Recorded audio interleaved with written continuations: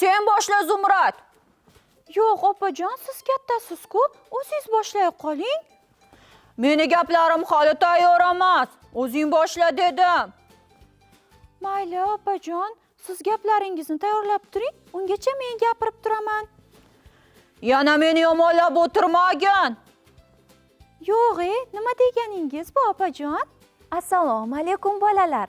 Men Zumradman. Meni taniysiz-a? Men odobli bo'lishga harakat qilaman. Mehnatsevarman. Kattalarni hurmat qilaman. Hech kimga ozor bermayman. Tabiatni, jonivorlarni juda ham yaxshi ko'raman. Menimcha, axloqli odam boshqalarga ham mehr bilan munosabatda bo'lishi kerak.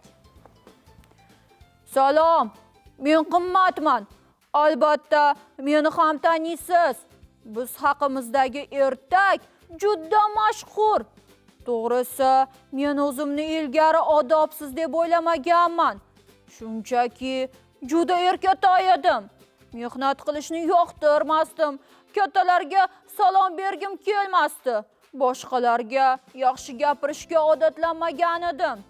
Hamma Zumradni maqtagani uchun jahlim chiqib, unga qo'pollik qilganman. Endi tushunyapman. Bu ishlarim odob axloqqa to'g'ri kelmas ekan.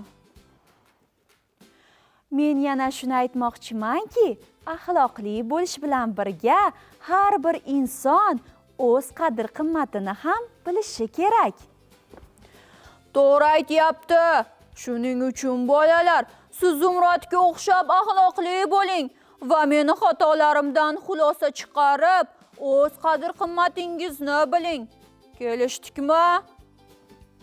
O'xshadimi?